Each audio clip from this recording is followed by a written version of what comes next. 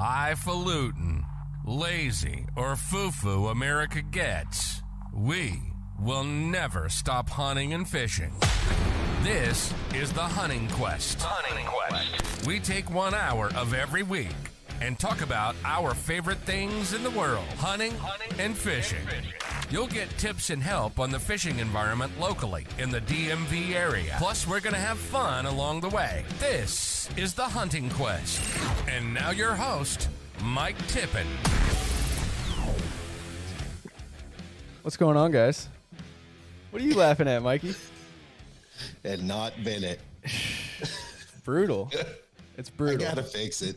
Nah, it is what it is. At this point, it's a rolling thing. We're just gonna roll with it. It'll be fine. I gotta get a new mic now. That was gonna be the money for the big intro. I was worried about that when you first joined. Mikey's microphone was just pure static, and I was like, "Oh, this is not gonna go well. This is how we're starting off our Friday night." But tonight we're joined with Justin Driscoll, No Limits Waterfowl down in Georgia. Justin, welcome. Thanks for being here. Appreciate you having me, buddy. Right on.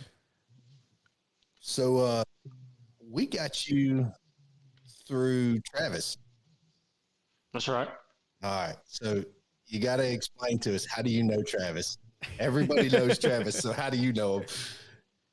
He actually reached out to me with the Otis Arms shotguns. Yep.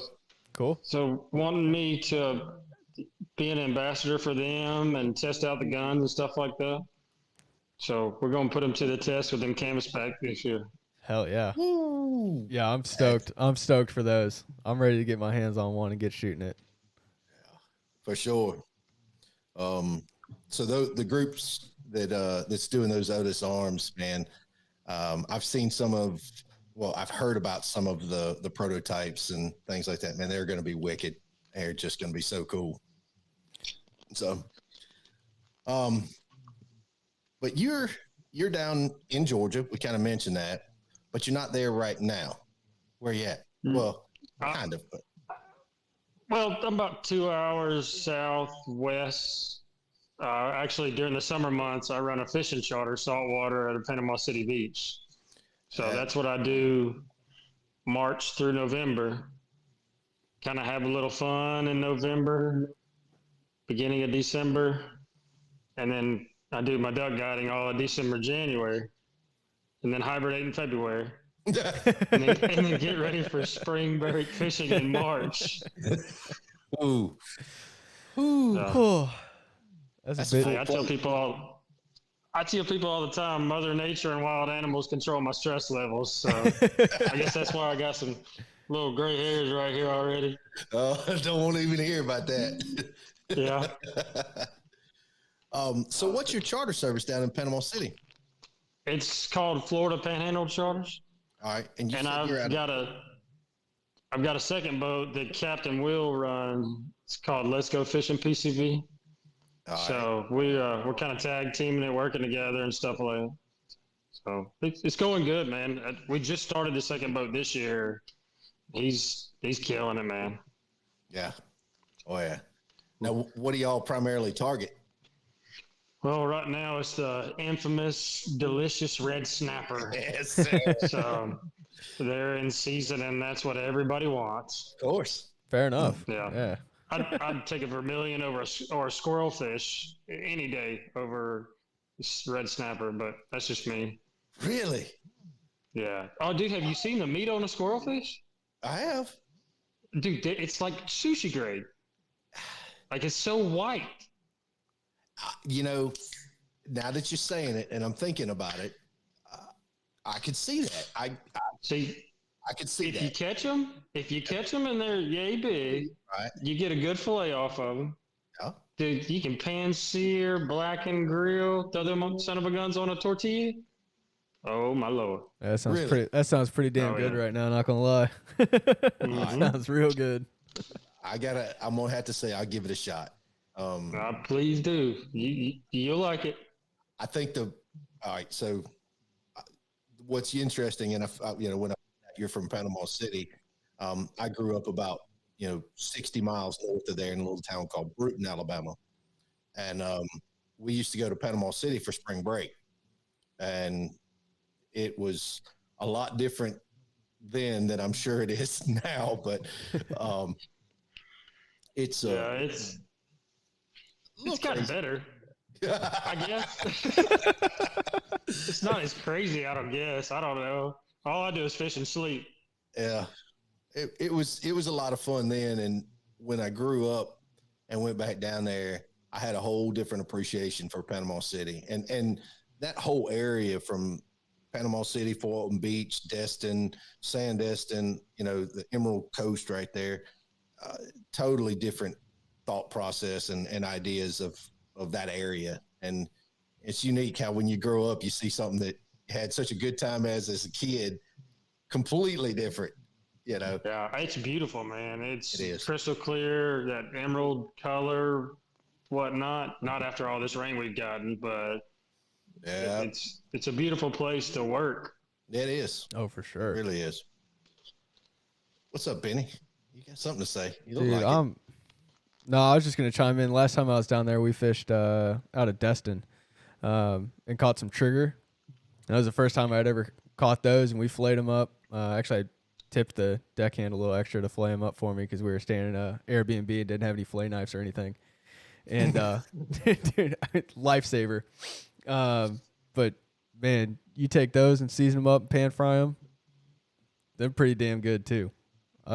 Yeah, you're lucky you got some keeper size triggers. Yeah, we caught just about everybody on the boat, I think, got one that day. We got real lucky. I was standing in the back with this old man who apparently went out just about every damn day with them.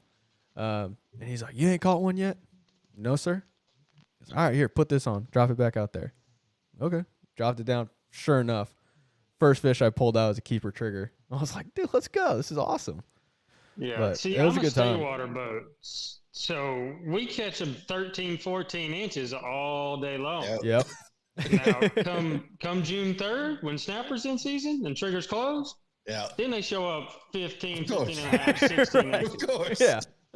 But you got to catch 100 of them to find a keeper. I honestly tell people it's like finding a 4-leaf clover. It's literally. It is. And you can only keep one per person. Yep. I mean, it's ridiculous. I mean, they're endangered. Yeah. So they used to be a trash fish. Nobody used to keep them. Right. Yep. So I don't know. Yeah. That's a whole different storyline. You gotta like the Florida grouper troopers, though. Oh,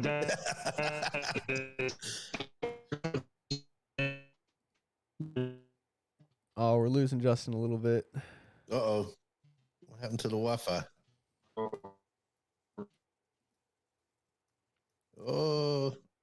Oh, come back. Oh, no. He's going to come back and have the whole conversation by himself. Yep. Oh, man. Oh, there he goes. A little bit. Come on, Wi-Fi. Do the thing. Come on, Wi-Fi. Do it. You got it. Come on. Oh, boy. Oh, geez. This is why we can't have nice things, Mikey. This is why we can't have nice things. I blame Travis. Oh, there we go. Now we're back. Uh-oh. Now he's gone. Now he's gone completely. Ah, jeez. All right. Well, in the meantime, we'll get him back. There he is. There he is back. Get him back. Good. There, now we got you. Now we got you. I'm going to sit on the steps outside. Hey, there that you ain't go. a bad day right there. Yeah, there we go. So we were talking about triggers and the grouper trooper, and then it went blank. It must be something with Florida State. Let's talk about them grouper. Talk about the grouper troopers. Phew. Done. They are killing our red grouper population. Yep. Like they are absolutely demolishing it because we can't keep gags. Yep. It's killing us. I mean, everybody's talking about it. Yeah. Yeah. I'm in the same boat with you. So it sucks. It sucks so bad. You think that, from a conservation effort, we could figure that one out, but I don't know. I'll keep my mouth shut about that one. Anyway. Man, we don't run into a lot of keeper gags anyway. Yeah. In state waters, Well, yeah. I mean, I don't know. As far as the charters, I've only been doing it like 7 years. I grew up fishing down there with my grandfather. Sure. But in my personal experience, I just only catch a handful of keeper size a year. Sure. So, but I mean, as far as offshore federal boats, I get their argument. Yeah. Mm-hmm. So, oh yeah. You know, everybody's going after red grouper now to make a good cooler fish. Yeah. So, and then the whole management of red snapper, just how many die, and just let us keep one a day or something like it. Oh yeah. Yeah. But, you know, it'd be interesting to get the, dive more into that one. Obviously, we got a certain amount of time to talk about it, but I'm with you on that. I'd like to. I'd love to talk to like a Florida biologist and get their take on these things. See what they say. So I don't know. It'd be interesting, but sometimes it's hard for me to believe that the biologists actually make the rules. I mean, they do all the surveys and stuff, but I mean, the people that finally make the rules, I don't even know if they fish or not.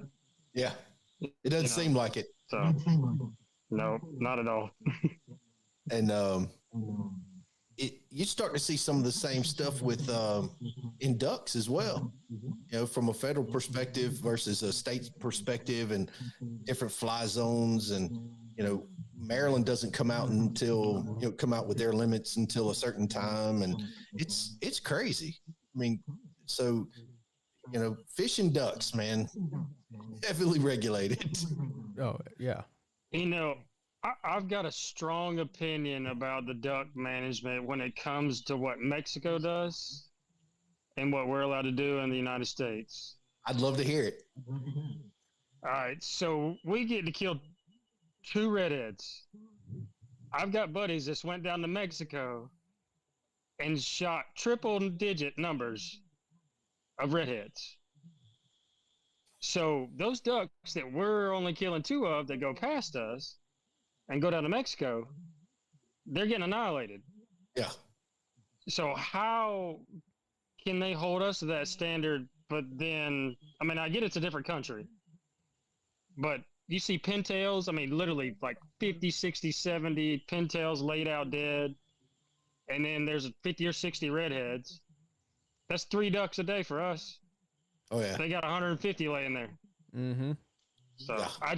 That's my kicker on the whole duck migration, all that stuff. So, well, and I've asked kind of that same question, and what I got from people who won't go with it was they said, "Hey, we are anticipating Mexico will absolutely decimate the population. Therefore, we're going to limit what we can shoot here in the United States."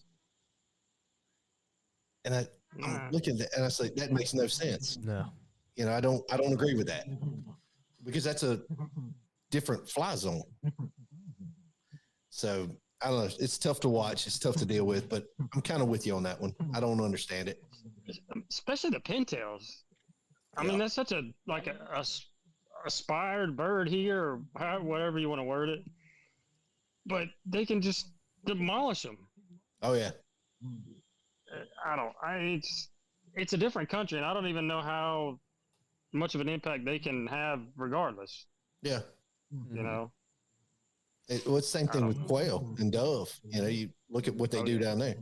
Go to Argentina and watch what, I mean, Jesus. Melting I'm surprised done. we have any dove left. Yeah. Surprised there's any more come north. Yeah. Guys melting barrels. Yeah. That's crazy. So, but that's a good opinion to have. I can certainly appreciate that. I just don't like the Mexico thing. No. I'm good with Canada having a higher limit, this, that, and the other, and all that. But when it comes to Mexico, I mean, everything that we're doing is pointless if they just get demolished down there. Yeah.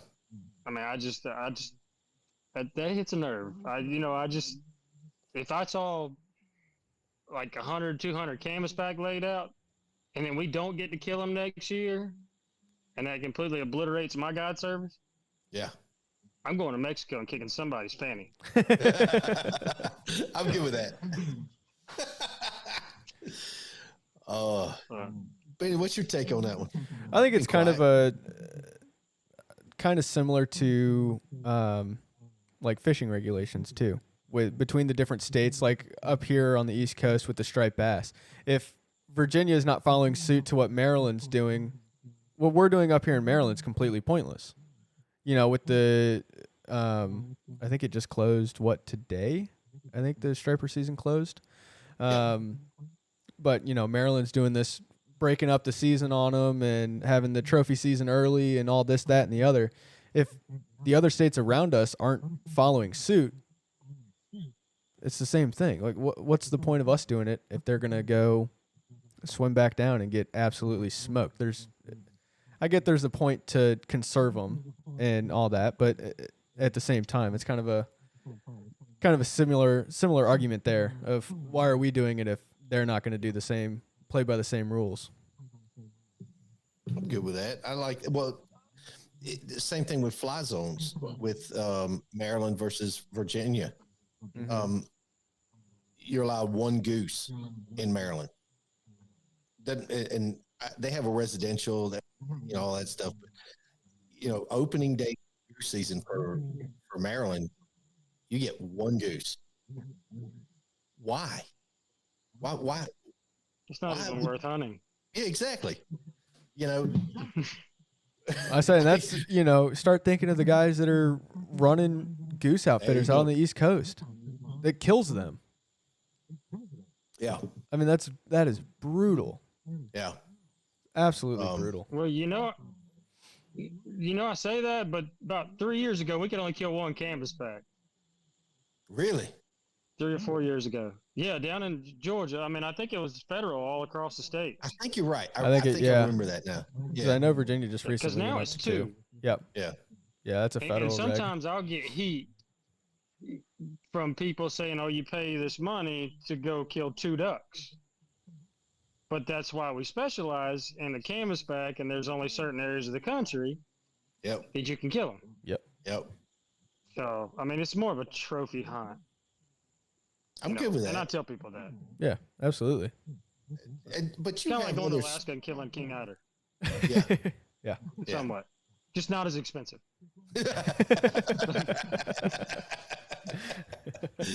I like that. That's the only reason I hadn't killed mine.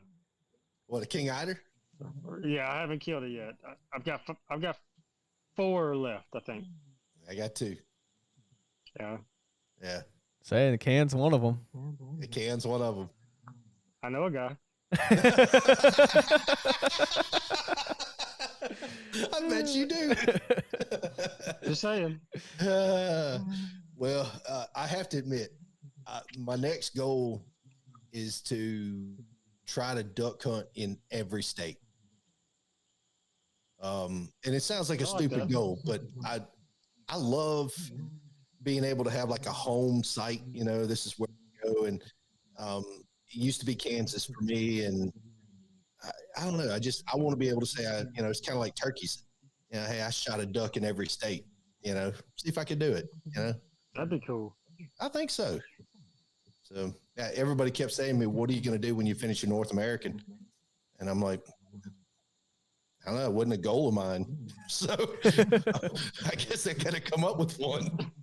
I was die hard on it for a long time, and that's how I ended up on Lake Seminole trying to kill my canvasback.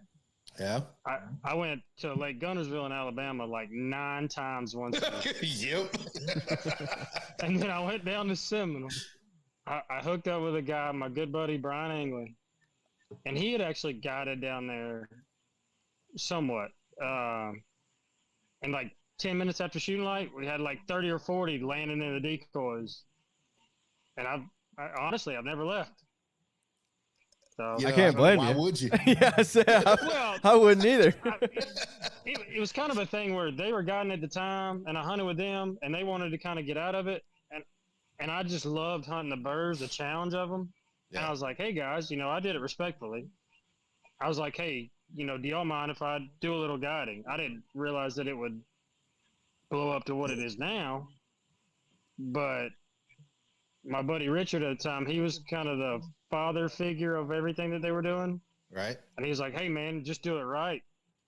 So, I mean, him and Brian are definitely the reason I'm doing what I'm doing. So I got to give them a little name drop and credit on that, but it's, man, it's a beautiful lake to hunt. Yeah. Beautiful I've bird heard. too. What was Yeah, that, you should Benny? come see it. I say it's a beautiful bird to hunt too. I don't know that there's many birds better to hunt than a canvasback. Oof. There's some toughies. I love Yeah. the challenge of them, and that day that you get it right, because Yeah. you can sit in the same spot every day with the same decoy spread every day, and then all of a sudden you'll have that one day where that's where they're coming. Yeah. And you get, I mean, we had that day 2 days before the end of the season this year. We had a group of like 150 swing through the decoys, and we'd worked our tails off all season, and we're like, screw it, and tore into them. And that was probably one of the coolest things I've ever seen in my life. I love them. It's I love watching them very work. rare that you get a group that big on our lake to do it. But I'll tell you another fun fact. When you do get that group and you got like 4 to 6 guns hunting, Yep. for some reason there's like one that dies. And it's usually a hen. Everybody's looking at me like, are they coming back? Nope. Nope. Nope. There's your hunt. Yeah. So, sometimes we'll set up and the birds will go somewhere else. Yep. So we'll go over there to that area and you kind of kick them out. Yep.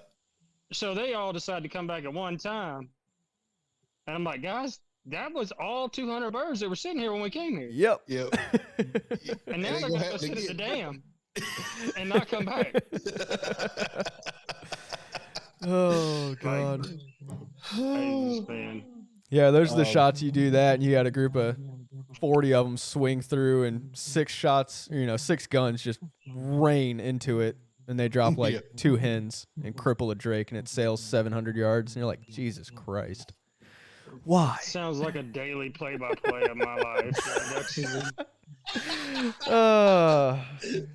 I'm telling you, it never fails. The hen dies. Oh yeah, the hen's the one that's smoked. She doesn't leave the decoys, but There'll that be drake, 9 you see drakes his and white a hen back come just sailing into the sunset. Yeah, there'll be a group of 10. There's 9 bleachback bull canvasback, and there's 1 hen. And I guarantee that hen ain't leaving. Nope, she gets smoked every time. Every time. Oh man. So Benny, does it make you feel any better that this doesn't just happen to you? No, it's still terrible. It's horrible. I hate it. I hate it for everybody that has to experience it. It sucks. Man, you should. Golly, we could talk about this for hours. just different situations where I'm sitting there with 4 guys that should kill their limit out of one group, and I've got 2 hens sitting on my gun box, and they done shot 2 boxes of shells apiece. Yep. Oh, And I'm Lord. like, there's only so many canvasbacks on this lake. Yeah, for sure. That's Man. brutal. No, I tell you my favorite part, just while we're in the roasting, the shooting and stuff, is when you tell guys before they come how tough these birds are. Mhm. So you get in there like 10 minutes before shooting light, and you're like, all right, guys, go ahead and get your guns out. If we're waiting, get your fanny out of my boat, and I'm like, hey guys, what chokes y'all got in? Oh no. We got an improved cylinder, and I think this guy's got a skeet. Oh. Those are the guys that are always And I'm shooting like, 20 here, take- gauges too. Oh no! This is where I'm like, here, you take my gun. Yep. Yeah. You kill all 8 birds with this gun, Yeah. please. Yeah. Yep. Like this ain't a blue wing teal hunt in Louisiana. Right. You know? Exactly. Yeah. Oh man. But man, So, all right, before we get too far on that one, what kind of choke do you shoot, and what ammos do you have a specific ammo? I like either Kicks High Flyer.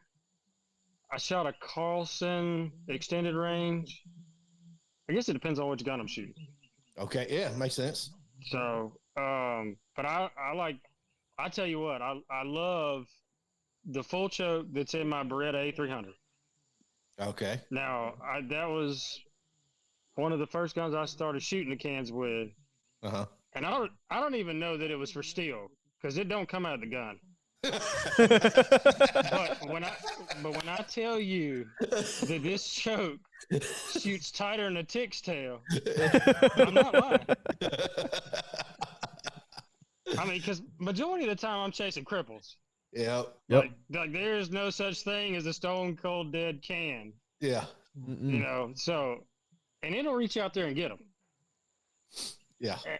And I know this sounds bad as a guide, but I have blown a beak or two off. Yeah. You know, and I'm like, oh, the taxidermy will fix that. Yeah. Yeah. And then they go to turn that into the taxidermist, and he's sitting there like, what did you do to this bird? I had one time that I sent to my buddy that mounts my ducks. Yeah. And he's like, you better pray to God they shoot another bull. Because I'm going to need it. Yeah. He's like, make sure you send me that one. Oh, you know, well, do you want to give your taxidermist a shout out here? Oh, my buddy Kevin Batson up in Athens, Georgia, he does a phenomenal job. Yeah. Is he birds only or everything? No, he does everything. Birds. He does safari. You know, he does stuff from Africa. Oh, wow. I mean, he's top notch. That's awesome. Like, he doesn't get the press like, you know, Birdman Studios and all that does. Right. But, man, he's just like a one-man show. But he's top notch. That's awesome. Oh, yeah. Yeah. So. I'm a big fan of taxidermy, and you know, everybody's got their guy, and you know, mine. You know, I talk about his name's White Roast, and I just went and picked up my turkeys from him.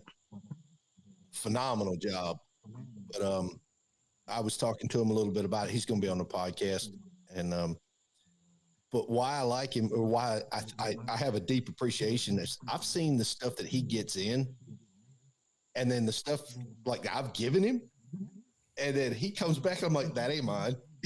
I didn't shoot that. So I got a lot of appreciation for it. Yeah, no, taxidermists, they got a tough job. Yeah. You know, somebody wring a bird's neck and then expect it to come back and look like a 5-star showpiece. Yep. Yeah, no. But like Kevin's done all of my birds. I'm waiting on a few. I actually need to call him and be like, hey man, they've been there for a couple years. Yeah. But you know, he's good. He's backed up. That's the way it goes, especially with birds. Oh yeah. You know what, Birdman, his is 3.5 years now to get your stuff back. That don't surprise me. Yeah, that's crazy.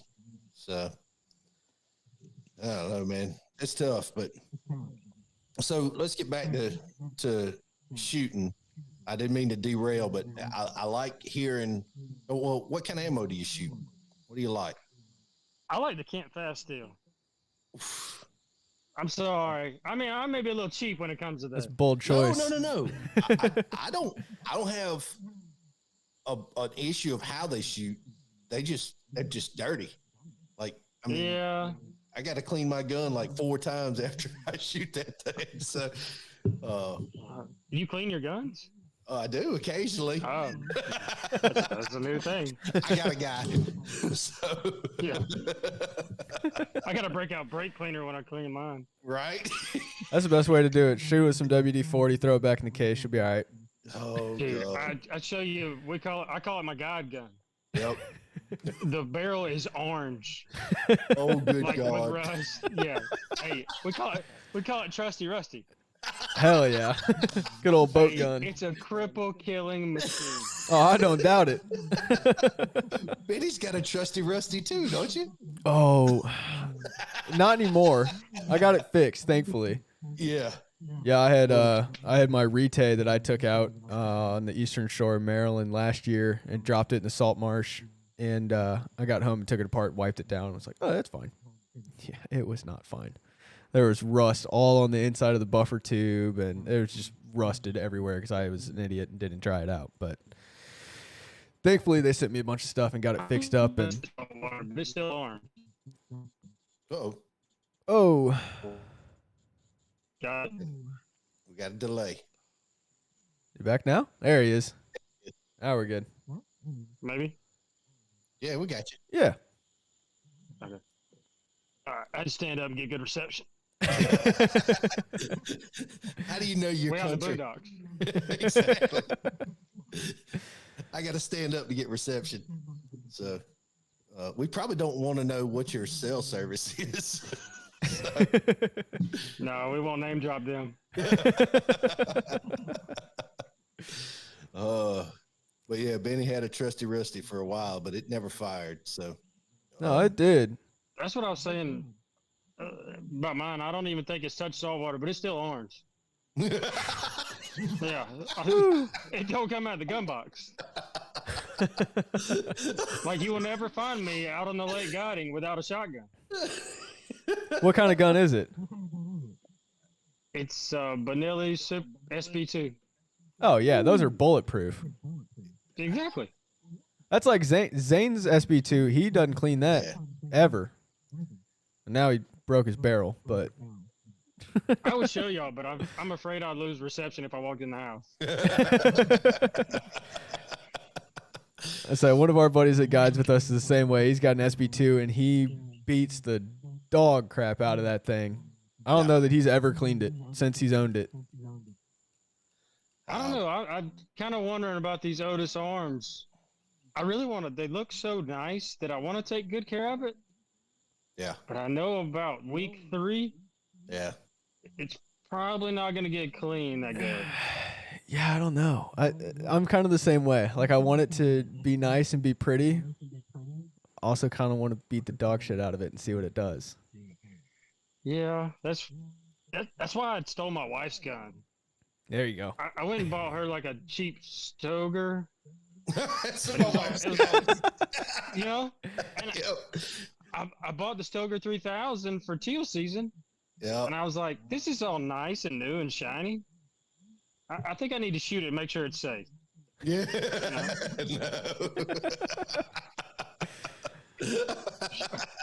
She didn't let me take it to Seminole, though, because she knew it'd never get clean. There you go. Fair That's enough. a smart wife. Yeah. That's all we'll say about that. Yeah. She may listen to this. Oh yeah. Yeah. I tell people, my wife hadn't figured it out. I married up, way up. And Yeah, she you ain't did. Me and you figured both,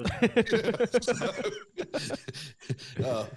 Hopefully she don't listen to this podcast, and because that'll go straight to her head. So, no, it's all good. If it wasn't for wives, man, I don't know what I'd do. So she puts up my crap and lets me go do stupid stuff, and I'm good with that. So I can't complain. But back to the Otis Me arms, neither, man. yeah, for sure. But we're getting back to the Otis arms. I don't know that any gun that I have to clean. I mean, I'm religious about it though. And the main reason why is when that pintail flies in front of you, And you missed that first shot. or that, no, there was no missing. He just didn't shoot. No, he shot. Oh, Oh. so- This is a fun so- story. We'll get into that Oh, one. this is a personal story. Oh, yeah. Oh, it's a good Yeah. one. Yeah. So I don't believe in mollywopping off the water. I don't. And it's my personal preference. I don't care if other people do it. For me, it's not for me. Right. So I was in the in the blind with Travis. Well, in one of Travis's blinds, and this pintail was kind of sitting in the decoy, and I'm like, oh, he's beautiful, big old tail. It's great. It's gonna be good. And I called Benny because we'd had a lot of problems getting to the blind, and I called to find out, hey, when's shoot light? Because I didn't look it up before I went out. Not like me at all. I know when shoot light's at, and I didn't look it up. I called him and said, hey, when can I shoot? Mike, you could have shot 15 minutes ago. Yeah, it's like 7:30. I'm like, what the hell are you talking about? Shooting light was like 45 minutes ago, Mikey. Why? And he's like, there's a pintail sitting in the decoys. Yeah. Why haven't you shot it yet? I don't know. I didn't know it was shooting light. Well, shoot it. Okay. Hangs up the phone. And we're on the far end of the creek. And so we're sitting there, and all you hear is boom, boom, boom. I'm like, oh, God, 3 shots. Oh, no. Oh, God. It was at the time, that was one of the 3 that he needed for the North America. Yeah. I'm like, oh, my God. Oh, my God. He just had one of his last 3 sitting in the decoys in front of him, and he missed it. I started panicking. I call him back. I'm like, did you get it? I'm like, yeah, I got it. I'm like, why the hell did you shoot 3 times? He's like, well, I shot once to get it up off the water. I'm like, well, there's your first mistake. And then his second shot, he said it was a little bit behind it and folded it on the 3rd shot. I was like, God damn, Mikey. Next time you shoot him on the water, and then problem solved. You don't have to worry about it. And to be truthful, that second shot was like a good 4 feet behind it. I mean, it wasn't even close. Hey, I get it, man. I've been all over the country chasing these different ducks. Yep. You'd have thought I'd never shot a sea duck last year when I was in Washington trying to kill my Barrow's goldeneye. Yep. Oh, nice. Dude, I'm a guide. Those are hard, man. I'm a guide, so the last thing I want to do is shoot this man's decoy. Yep. But I'm telling you, that hen goldeneye that was about 10 yards behind that bird, Yep. she's going to have my BBs in her for the rest of her life. Yeah, I did get it on the second shot. Yeah. But I was not claiming that it was me that shot that first one. Yeah, I don't. You know, I don't know, man. I pride myself in making good shots, but every once in a while, you make a bad one. Even if you shot 100,000 times, you just make a bad shot, and it sucks. And then you blame it on the guide. So, oh man, we don't even want to talk about that again. Dude, there's some days when I know it's almost impossible to get a canvasback on our lake to actually land in the decoys, right? Unless it's a hen. But I get to the point some days where I'm like, guys, just let them land. Yeah. Like, just at least let them get close enough to where they're about to land. Shoot the decoys, whatever you got to do. Just please kill your 3 drakes. This is your 3rd day, about opportunity number 300. Please just let them land. It's bad for me to say as a guide, but it's the reality of it. Yeah. Yep. Like, people get nervous, and I get that. It happened to me in Washington. Yeah. But they don't understand how tough these birds are. Yeah. And we lose so many diving. Oh my God. Like, yeah. If we're hunting a shallow spot and, we're about 200 yards away tendering with the boats, we see a bird fall smack dab in the decoys and we're like, oh yeah, we got a canvasback. Some days we get excited. They're hard enough to kill, whether it's a hen or a drake, it's still a canvasback. Yeah. Yep. So, I mean, as somebody that hadn't killed one, you'd be just as excited about a hen. Oh, God, yeah. Yeah. So, we get out there, and I'm like, I know I saw one land in the decoys. Oh, he was belly up by that drake right there. Well, he ain't there now. Where is he? I don't know. I killed him. He was stone cold dead. Yes. Well, evidently he could No, die. he wasn't. Yeah. No, he wasn't. You know? That's Man, you blame it on alligators or something. yeah, alligator. Big old It's catfish true. came up We and do got got a him. bunch of alligators. I know y'all do. Yeah. That's why my black lab inside does not hunt that late. Smart. Yeah, man. no. That and then strangers. Somebody was to shoot over my dog. No. That just wouldn't be a good day. Yeah. No. That I would get my be- I get my eardrums blown off enough, Yeah. but somebody shooting over my dog, I just couldn't do that. Yeah. I'd lose my mind. Yeah, and I feel so bad. He's such a good dog, Yeah. but he gets teal season in Louisiana, and then out in Oklahoma every November I go hunt with my best friend Michael. He runs a guide service out there, land run outdoors, out of Stillwater. Oh yeah, yeah. So, I take him out there. We go out there for about 5 or 6, 7 days. Yeah. So he gets to hunt out there, but he only gets to hunt twice a year with me guiding. So I feel bad, but not watching my dog get ate by a gator. Yeah. There's no way. I couldn't Ain't do worth it. No. And it doesn't get cold. Like you Yeah. see them like swimming through the decoys. Yeah.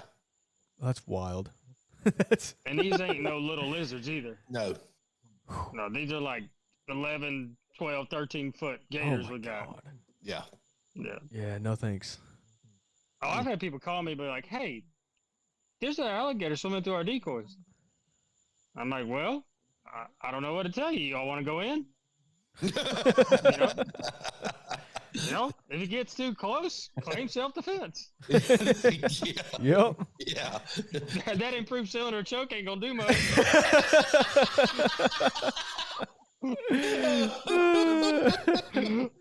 Oh, I couldn't help myself. Brought it all the way back around. And we're not even done yet. Oh shit. That's pretty good. Woo. They gonna tickle him about like it does that canvas bag that just put out the decoy. He's gonna keep on swimming. Yeah, you can watch the BBs just ricochet off his head. Dude, man, it's so funny. Y'all should be in the boat with me and Cole, my other guide, some days when we've got one group and we're sitting there with the binos watching, and we're like doing play-by-play, like, "Oh, here they come, here they come." You know, all right, this is it.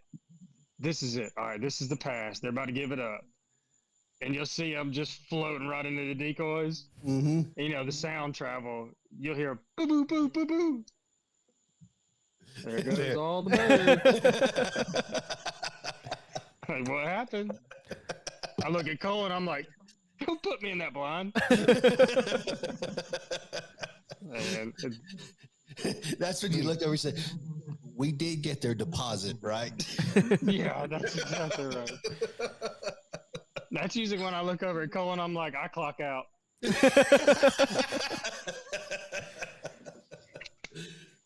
Yeah.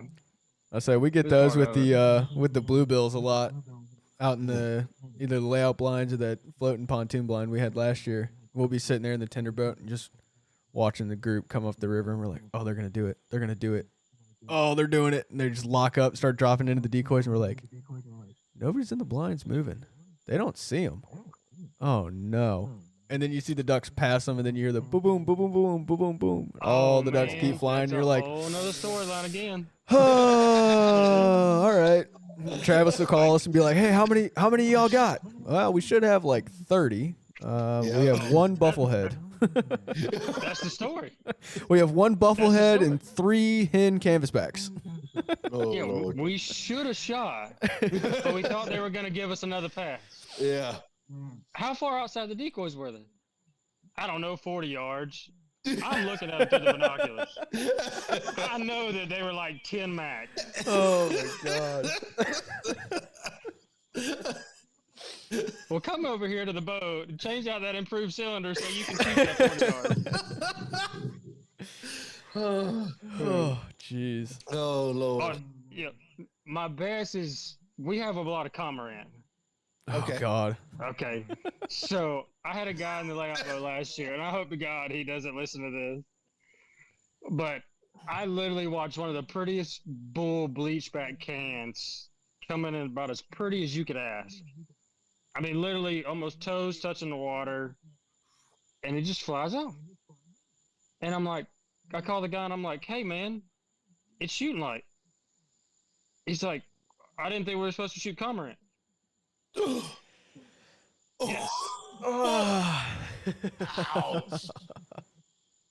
And I'm like, I don't even know what to say to that. A cormorant is like 5,000 feet longer than a canvas bag. That's when you text him a picture. Say, Yeah. this is what we're not shooting. Oh, man. I like the groups that you get that early group to do it, Yeah. and they don't shoot because they say they can't tell the drakes from the hen. Yeah. And I get it. And then I don't. You know, I feel like black chest, you can kind of tell the difference. You know, look for the black chest. All right. So I don't know. Well, here, I'll speak to this. All right. I'm a pretty avid individual. I've shot a lot of ducks, right? And I'm at a point in my life that I'm not gonna, I'm not gonna shoot a Susie. I'm not shooting a hen. It's not gonna happen.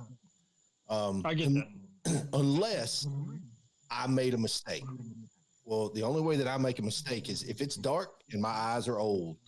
So the two combination, I'll wait till a little bit more sunlight before I open up on something. But that's me. You know, that's not everybody. That's just me. I get that. But I'm old, man. I got bad eyes. I won't say bad eyes, but my eyesight is what it used to be. And it What you ain't like, sitting on, like 36, 37? You a funny guy. Some people tell me that. It depends on who you ask. Yeah. I ain't seen that in a number of years, so we're good. Yeah. But no, it's just that's the only real reason I can understand somebody saying that. You know, just kind of, hey, you know, I'm gonna wait till a little bit more shooting light, because all I care about is shooting, you know, the good ones, and I don't want to make the mistake of shooting something else that I don't feel good taking home. I mean, it's still easy. I get that, but it's canvas bags. Like they're sitting there in the decoy. I mean, it That's a can't little be different. that dark. No, I mean, one's white. I would agree. I would agree. One is bleach white. Yeah. I know. Look, I was trying. Bleach white, black chest, dark head. I don't know, man. I was trying to help him out. There's been one time that I point. misid'd a canvasback. And it was when we were in Kansas shooting in that little farm pond, and it was, 3 minutes after shooting light, and we got birds just diving into this pond, and it's foggy, and all you can tell is that they're ducks. And so we're watching them dive in, and I see this one come flying straight over top of my head, and all I see is dark with a light colored back and a dark head. Farm pond in Kansas, I'm like, that's a mallard drake. Pull up, boom, smoked him. I go walking back into the field and pick it up. I'm getting closer to it. I'm like, the hell is wrong with this mallard? Like, this thing looks weird. I pick it up, drake canvasback, and I was like, what the hell is going on out here? I was like, what? And then walked back, and the other bird that was with it, because it was a pair that came in, and one of the guys we were with had never shot a canvasback before. And I'm sitting there thinking, shit, I really hope he didn't shoot the hen, and I shot the drake, and he's never shot a can before. And thankfully, the other one it was 2 drake canvasbacks flew into this random cattle pond in the middle of this field in Kansas. It was the weirdest shit I'd ever seen. They get them in Oklahoma. Yeah.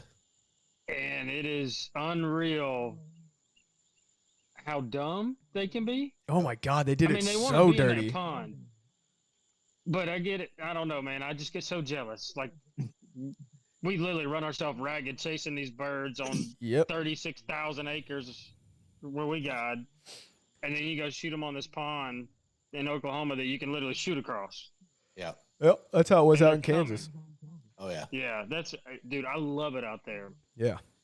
You can literally see what you're going to shoot the day before. Yeah. Yeah. I say up here, we'll chase them up and down the river all year long. You know, the whole season we're chasing that group up and down the river. Out in Kansas, we shot canvasbacks, mallards, pintails, gadwall, widgeon, ringnecks, all in this same. I mean, the pond's 20 yards across, and we're shooting all those ducks. We're like, what the hell is happening here?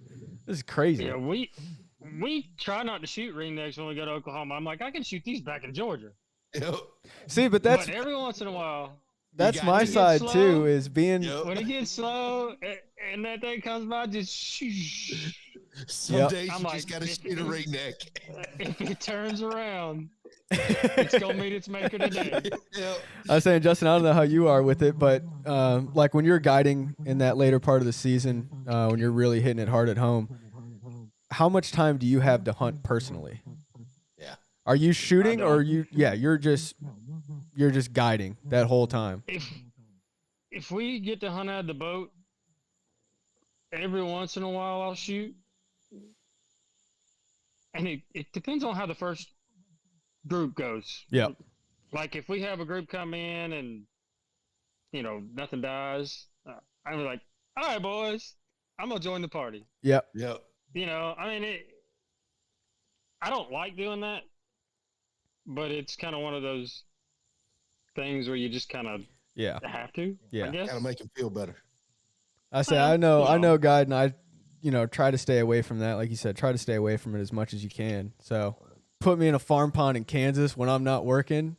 Man, let that mallard hen come floating in at 15 yards. She's getting smoked. Oh, hey, Big Doyle just commented on Facebook and said, "Shooters got to shoot, baby." That's right. Yeah. Shooters got to shoot. I get it. You got a band checker. Hey, they banned them too. They banned ringnecks. They banned all kinds of stuff. Oh man, funny story. I got to tell it to you real quick. But I had one of those situations last year where I had a group, about 10 or 12 cans come in, first group, and 2 got crippled. We lost both of them. Oh. All right. So the next group that comes in is like 25 to 30 of them. And they all bunch up on my side of the boat. And I need 8, I think. So I take that Beretta and I put it in the thickest part of that group. And I get those 3 shells out as fast as they'll get out of that group. And it was like it just... So we go... I think we had 7. We needed 1 more. We didn't limit out in that group. So we're picking them up. And we got a couple in the boat, and there's a guy sitting in front of me. It's like, hey, man, that one's got a band. Oh, no. I was like, no, there's banded canvasbacks. They don't exist. You know, I've never seen one. Man, I could have threw up right then and there. Like, just to think that I might have shot that bird, but we all group shot. And I picked it up. Oh, man, it was my unicorn. You know, that's like cool. It was the banded can. Like out of the hundreds and hundreds that we've killed, if not thousands, in the 10 years that I've been guiding there, in the first ever banded can, and it was a bleachback bull. It was the picture y'all posted about the podcast. Oh yeah, yeah, that was the bird. Oh, that's a stud bird. Ooh, exactly. Oh my God. Yeah. So the older guy that booked the hunt, they gave it to him, and then the daggum U.S. Band Corporation or whatever is gonna like take my certificate back when I say this bad. I reported that band twice. So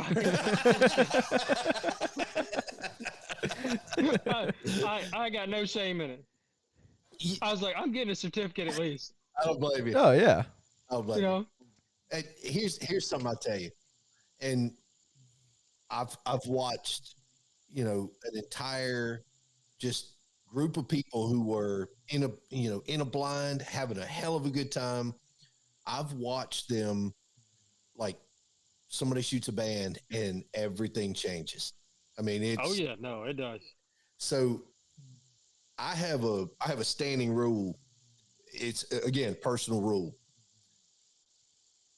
Unless I know 1,000% that I shot that duck, and there's no way that would ever happen, whoever's calling that gets that band. Because if it wasn't for them, I wouldn't have got a shot at that duck. And you know, I get that. I don't put bands around my calls. It's not my thing. And I don't have a problem with anybody who does, but I think that the person doing the calling deserves that band more than anybody else. And again, if they're not doing the calling, maybe they just were some dumb ducks and they came into the spread. Well, at that point, that's not me. I didn't put that spread out. The guides did. Let the guides call it in. You know, let them have that band. I get that. Yeah. So, and there's another situation like opening day. I had 2 blue wings come in, and they come from the front of the boat. I'm sitting at the back calling shots, and nobody shoots. And I've got that full in my Beretta. Right. So I shoot and about cut this blue wing in half. Oh my God. And I mean, literally inside the decoys. Oof. And I'm like, well, I know, that's my bird. Right. So I'm just joking around. I was like, hey, man, when we picked it up, band check that. They threw it back to me, banded. Oh. Okay. A bird that I know 110% that I shot. Everybody else has got to improve cylinder. Right. Yep. But, and the guy on the front of the boat, see, I shouldn't be telling these stories as a guide. Because somebody's going to listen to this and be like, we're not going hunting with that guy anymore.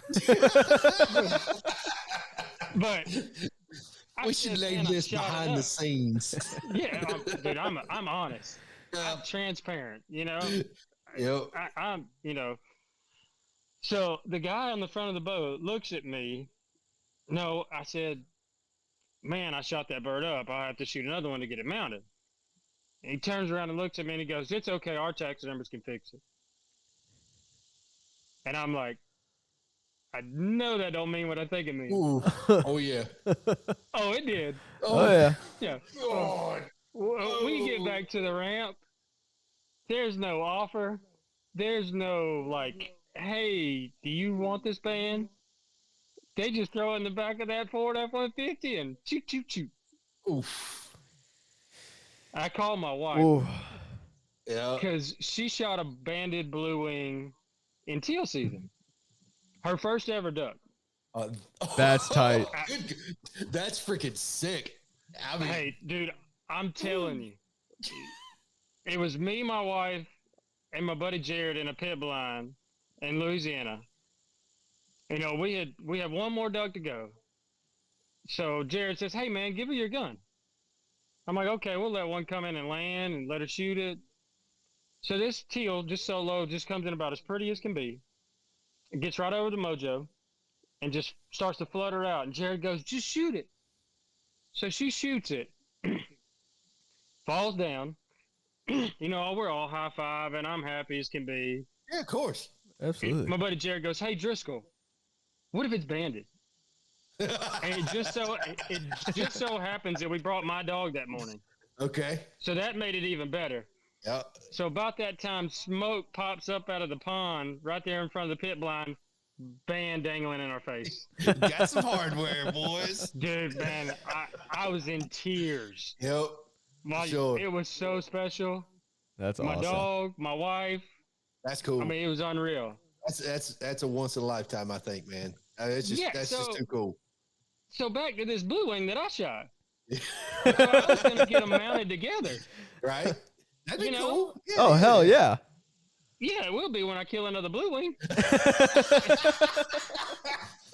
And get a replica band made. Hell yeah. Well, Hey, needless to say, hey, I reported that one twice. all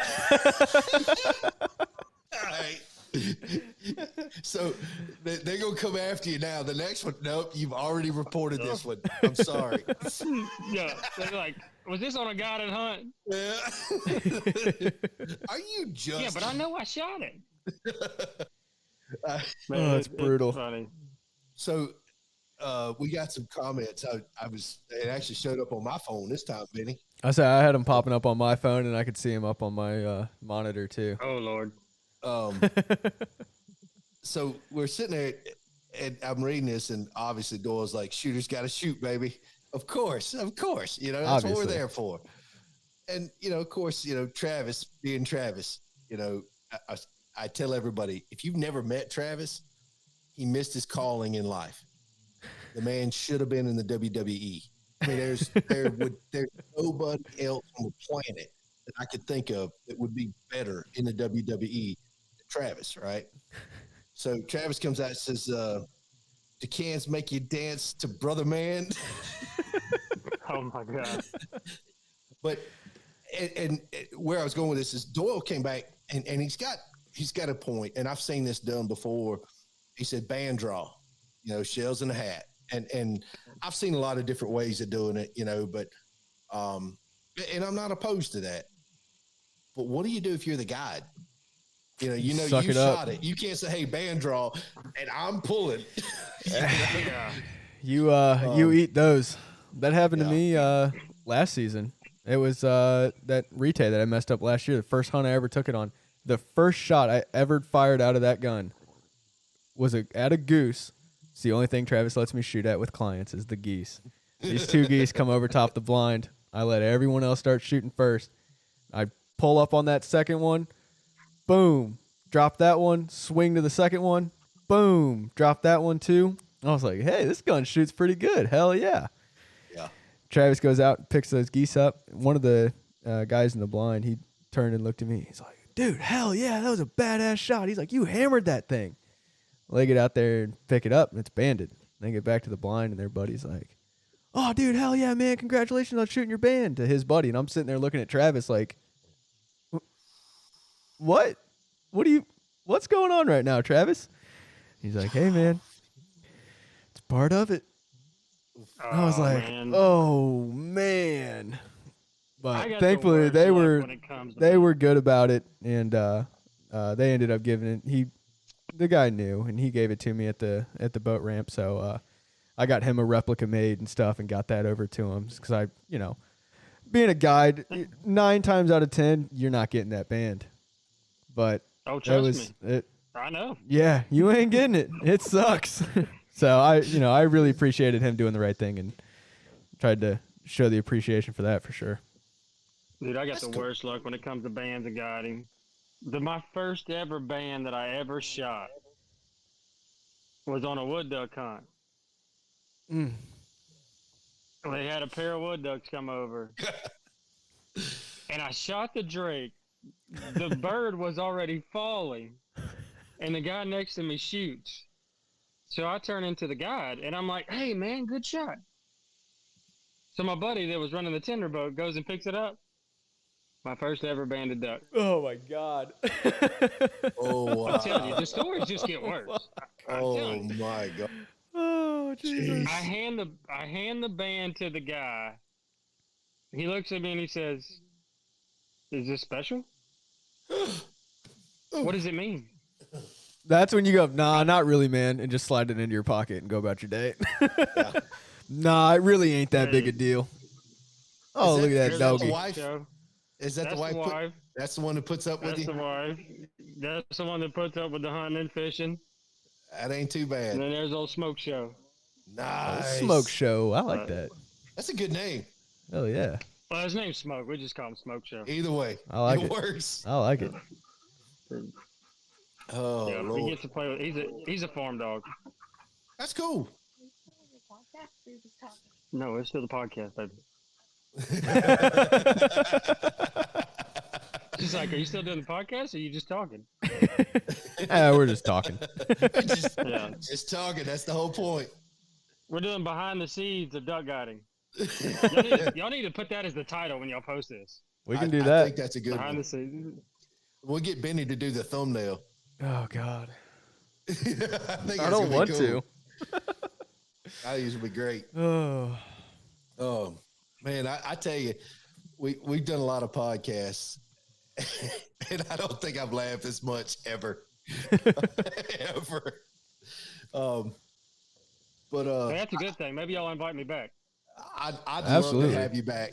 Absolutely, Hey, man, anytime, man. I enjoyed it, man. I'd like to get you back in like that mid-January phase when you gotta be dealing with all that crap. You're nice and salty right at the end of the season. Oh, that's my favorite time of year when I'm always just pissed off at the world and I can't wait. Even my wife don't want to talk to me mid-January. And she's supposed to love me unconditionally. Yeah, well, there's conditions. There's conditions. But I wish y'all could see the smirk on her face right now. Oh yeah, no. Like no. she is like, you were telling the God honest truth. Yeah, and I'm gonna kill you for it. Oh yeah. Mm-hmm. So yeah, I bet dinner ain't gonna be ready. I was thinking, yeah, good thing I ate before I came on the podcast. Yeah, absolutely. Yeah. Well, I got the last question for you, or two actually, before we get out of here. First one, I try to ask everybody who's pretty much a duck head, what's your favorite duck? That's tough. It is. Because I make a living hunting the cans. I'd have a widgeon. Hey, let's go. God, Yeah. I got the widgeon A tattoo widgeon, on my man, arm, like- baby. Hey, Love 'em. I wish I could show y'all the picture of the widgeon I shot in Oklahoma. It's probably been about 4 or 5 years ago. All right. But up until that point, you can ask my best friend Michael. I would not shut up about shooting a fully plumed widgeon. And when I say this widgeon, when it's like corn-fed mallard size, Oh, Really? oh, dude, there's just nothing prettier. Like when widgeons come in, especially Yeah. before shooting light, and you hear that whistle. Oh yeah. yeah. Like I get a pintail. I get the people love a pintail, but there's something about a widgeon. I don't know. It's that three pitch whistle. Look, man, you are not the only person to have said this. So I don't think that you're weird, because Benny is the same way. I say you better not, because it's 2-1 right now. It's here. So I get it. I'm actually surprised at how many people answer that question with a widgeon, and which obviously it's cool, but that's not not what I expected. But I get it. Well, and I make my case with the cans, saying that by the time we get them, they're so hard to hunt. Yeah. And there's a science to it. Yeah. Sure. And we have guys that come and hunt with us that's hunted the lake, because it's a public lake. It's no secret. But they're like, well, we come down here for 5 or 6 years and we've killed like one bluebill in 3 days. And then they come hunt with us and we kill cans, and they're like, well, where were y'all at when we were down here? That's the point. That's the point. Yep. Exactly. Yeah. If you're not here every day and you see what these birds are doing, like one day they'll go up one river, they get shot out there, they'll go up the other river. Right. They'll pick a mediation or medium spot, halfway point.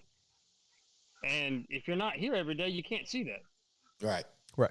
So I don't know, man. They're such a challenge. And as a guide, when you get them to do it right, I don't think there's a better feeling in the world. Yeah. Well, I say that outside of my marriage. Like, I'd say, yeah. I'm trying to cover right now. Yeah.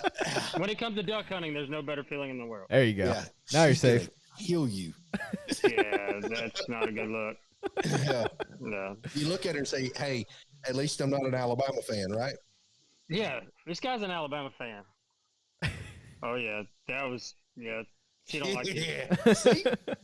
I saved you. Yeah, you did save me. You saved me. You saved me. I might get dinner after all. There you go.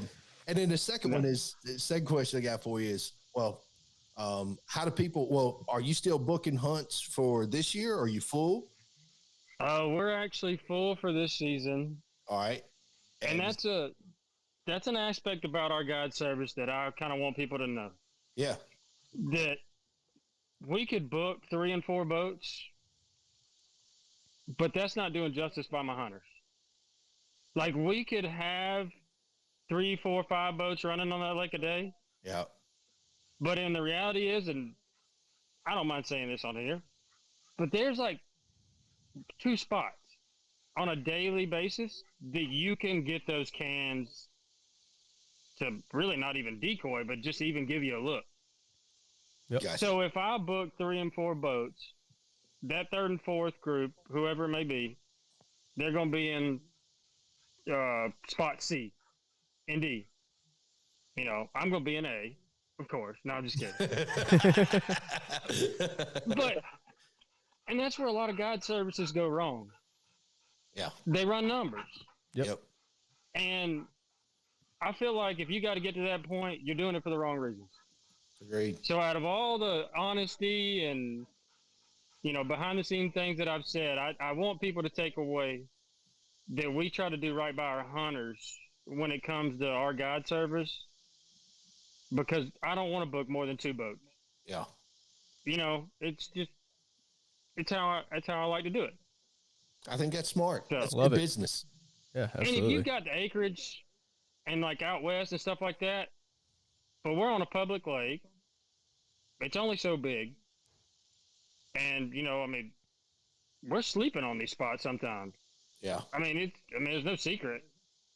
You know, me and my other guy, we'll take rotation. Yeah. Yep. You know, it is what it is. Yep. You know, people say, well, you know, you charge all this money to kill 2 ducks. Well, come on down here. You can hunt for free if you sleep on the spot. Right. You know, like, go out there and get bit by the mosquitoes and hydrilla gnats all night. Yep. You can have my gun the next month. You You know, the next morning or whatever. Yep, for sure. But yeah, we're booked up for this year. That's And cool. then we've got, I'd say about 30% of 24, 25 left open. Okay. So, I mean, it's good. That's good. That's real good. Phenomenal. Hell yeah. And I'm not trying to book any further than 2 years out because that's just too much to keep up with between that and running the fishing charters and stuff like that. Yep. And you never know what's going to happen. So that was going to be my next part of this is if somebody, it's, you know, duck season is a little ways away and a lot of people thinking about fishing. Are you booking charters for fishing? Oh, yeah. We're still in that until November. All right. And how do they get a hold of you? My website's floridapanhandlecharters.com. All right. And then obviously if I'm booked up, I have the second boat with Captain Will. Yep. So we kind of work together on that. But we've got the rest of this month being snapper season, pretty booked up. But Yeah. like we're August, September, October, 1st of November, and then I get to kill some ducks. Gotcha. Then it's my time to have fun. I gotcha. Hell yeah. So, but I appreciate that. Yeah, man. We'll make sure Benny will put all that stuff down on the stuff, you know, Down below. Thanks. yeah, down below. Benny will take care of you. Yeah. And one of these days he'll get his name in the intro. Yeah, I still don't have my name in the intro, but I'll take care of that. Yeah. Hey, you know the guy. So, but man, you know, Justin, I can't say enough good about you. It's absolutely been fantastic to meet you. You got a standing invitation anytime you want. Come back to the podcast. It's been a good one. I appreciate it, man. Thank y'all for having me. Yeah, absolutely. Hopefully your wife doesn't kill you. Nah, she's a good one, man. Yeah. She's sitting there shaking her hand like you making me sound bad when you know I'm not. She knows me. She lives with me every day. There you go. So. Yeah, no, I give my wife just as much grief, and I wouldn't be here without her. So, you know, Hey, amen. right there with it. Amen to that. Yeah. So, but man, we'd love to, you know, keep you on and get some more info from you, get you back on here, and maybe talk a little bit more about fishing and whatever you want to talk about. But man, it has absolutely been my pleasure to talk with you. Hey, likewise, guys, man. I've enjoyed it. Yeah. Y'all just let me know y'all got a spot open. Yeah. You know, I try to be less transparent, maybe. I don't know. No. It's a good conversation. Wait till the bourbon opens up. Then it's a whole different story. So maybe we get you out of Georgia and come up here. We'll meet you halfway and do something in person. Hey, it sounds good, man. Hey, you know where I'm at in Panama City Beach? I do. I know exactly where you're at. And I know you need a canvas bag. I know a guy. Yeah, me too. I know that guy. But no, I've enjoyed it, guys. Yeah, man. It's been a good time for sure. Benny, what you got? That's all I got. I'm not going to beat the dead horse already, Justin. Thanks again. Hey, you bet, Yeah, buddy. anytime. Hit us up. Text me, shoot us an email whenever. We'll reach back out to you. Get you back on at late January and see how you're feeling then about it. I'm telling you, that's a bad time. At least give me like middle of February. We'll think about it. We got to see it all. Yeah, we'll get that late January. We'll get a bunch of different guides on, and we'll all just have a vent session recorded. It'll be great. Yeah, and then all of our hunts are going to get unbooked for the next season. All canceled. Yeah. You were Like, booked out. Yeah, we're not hunting with this guy. This guy's a jackhole. Yeah. Oh, He's talking about, my guys just left talking about how bad they shot the day before. Oh, man. Improved cylinders. Hey, I bet you if I post this podcast on my website, I bet nobody shows up with an improved cylinder going forward. I bet they you're do. right. I bet they do. And, if you shoot them our way, we'll hook them up with some Jeb's chokes. There you go. There you go. Yeah. Hey, I like Jeb's choke too. I know I didn't mention them, but I've shot them. I like them. I'm a fan. Sure. I'm a fan of I'm definitely a fan of their turkeys, but their ducks. First year, kind of shooting them, I was impressed with them. We'll see how they hold up. So, but I can't imagine them not being good. So, I know I let I those. think they're all good. I let those Yeah. cute have it at the end of the season people this let year. chokes be an excuse for not shooting good. I could agree with lot you. of it. I mean, yeah, it's a benefit, but if you didn't pattern your gun Sure. and you don't know how that gun shoots with that choke with that type of ammo, you ain't doing yourself any favors. No. So That's right. yeah. There ain't no doubt about that. That's when it comes to canvas packs, I say the tighter the better. Oh yeah, Yep. for sure. It's like shooting geese. Oh yeah, Yeah. oh yeah, I mean, they're tough. yeah. Lead them and shoot them, and then keep Yeah. shooting. Yeah. Yeah. Don't stop. I put it on their beak. Well, yeah, you were like 10 Yeah. yards behind them. Yeah, You that's see that moving. You see that coot decoy sinking right there? Whatever. Should have got the foam field. All right, Benny. Right on, Take boys. us home, my friend. All righty. See you guys. You've been listening to The Hunting Quest. No matter how crazy, high-tech, or lazy the rest of the country gets, we will always be hunting and fishing. If that's you, you've found your new family. Thanks for listening to the show. Make sure to like, rate, and review. And we'll be back soon. Reach out to us by email at info@thehuntingquest.com. And check us out on Instagram and YouTube at The Hunting Quest. See you next time.